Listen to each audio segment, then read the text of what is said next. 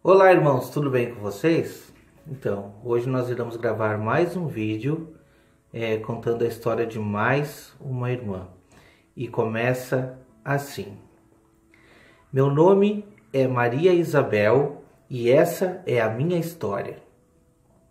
Nasci num lar cristão, participando de todos os cultos. Foi na igreja que aprendi a ler a Bíblia, fazer orações e ter intimidade com Deus.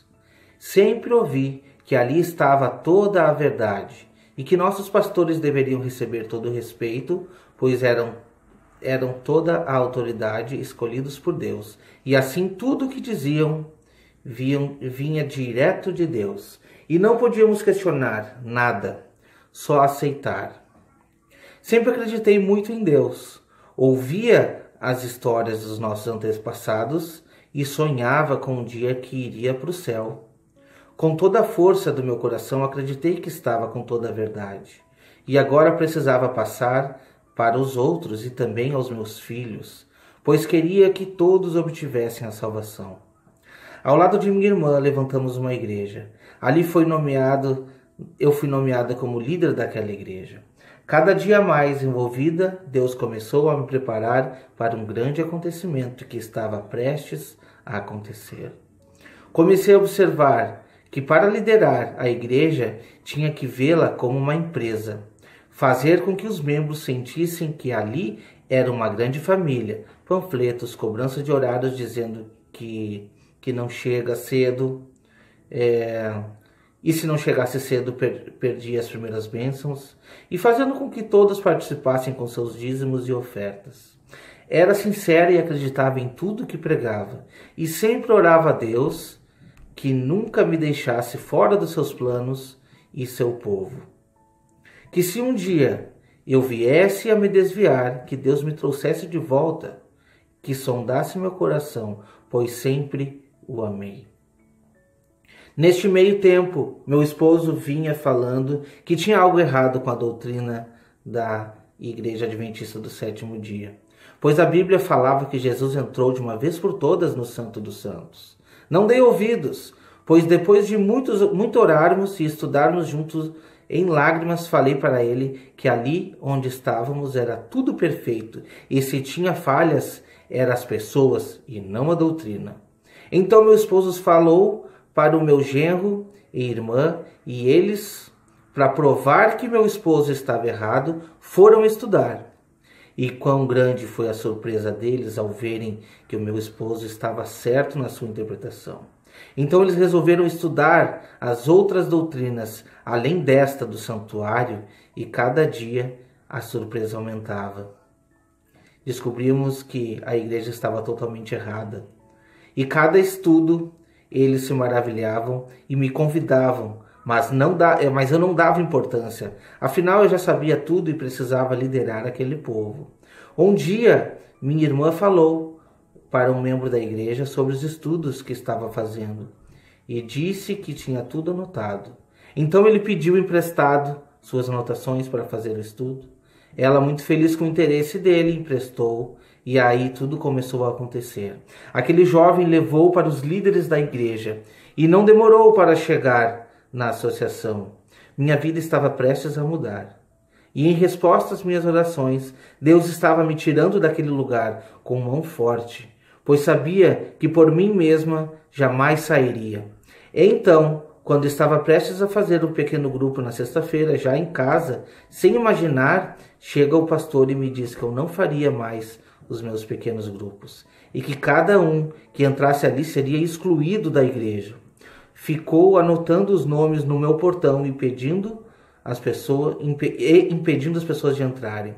Mas isso não era tudo. Me pediu que discretamente entregasse meus cargos ou que ficasse com ele supervisando. Não pude aceitar isso, então sábado à tarde, outra surpresa. O pastor da Associação Geral na minha casa, querendo saber o que eu entendia sobre as duas testemunhas, mas não me deixou falar muito. Ele disse que era a autoridade maior e que me dava uma semana para me retratar e fazer os votos publicamente. E tinha que negar tudo o que aprendi nos outros grupos. Então falei que não fecharia minha casa para o estudo e não iria a essa reunião, pois não tinha nada a me arrepender. Enfim, me expulsaram da igreja.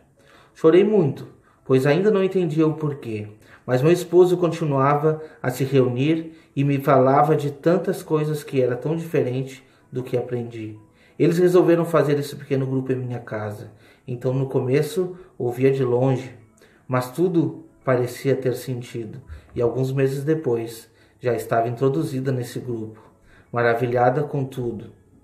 Hoje sei que não foi a IASD que me expulsou, mas sim o meu Deus que me tirou daquele lugar com mão forte. E assim Deus ouviu minhas orações, como fez com Ló, mandando anjos pegá-lo pela mão, retirando-o daquele lugar contaminado de enganos e mentiras. Deus me tirou do erro e me trouxe para a sua maravilhosa luz. Essa história é da irmã Maria Isabel.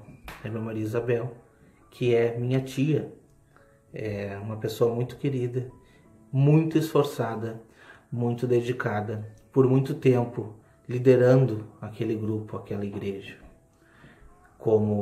tanto como líder da igreja, quanto também tesoureira da igreja, administrando o grupo, a igreja.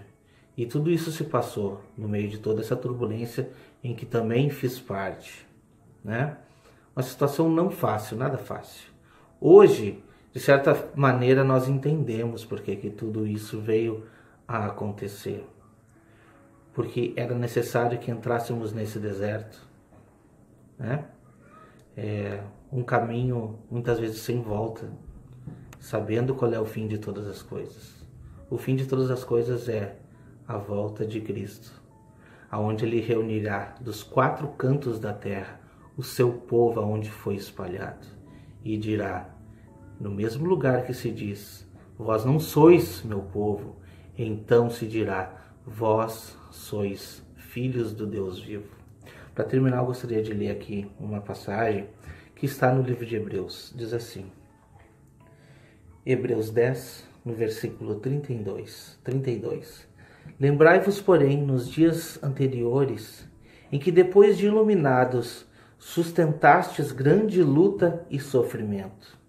Ora, expostos como um espetáculo, tanto de opróbrio quanto de tribulações, tornando-vos participante com aqueles que desse modo foram tratados.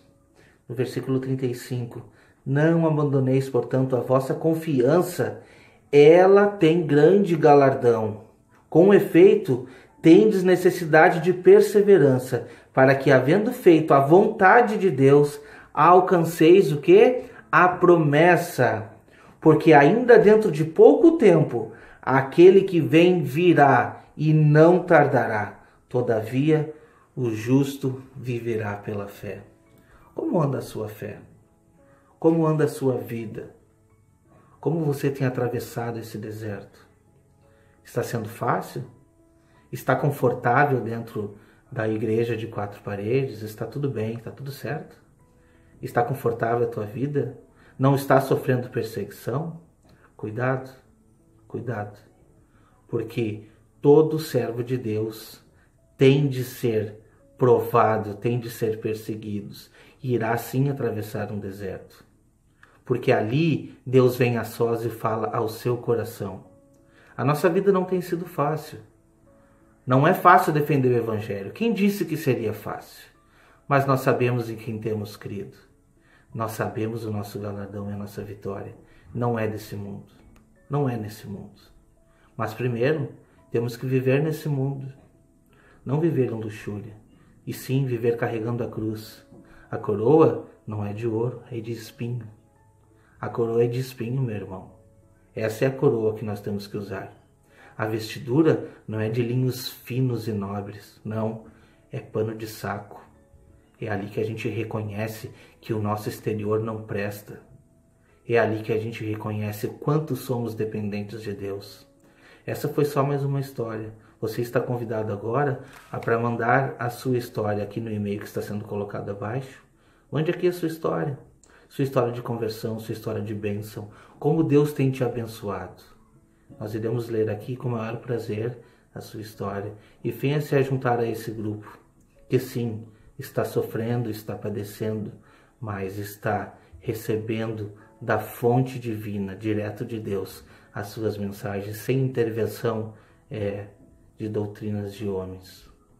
Esperamos sim que Deus abençoe a sua vida e que assim como a irmã Maria, assim como a minha história, assim como a irmã Vera e muitas outras que vão vir aqui, que nós possamos sim nos manter unidos, nos manter fortes e tendo a esperança que a perseguição, mesmo na perseguição, nós podemos gerar frutos do Espírito, que é quando temos a presença de Deus.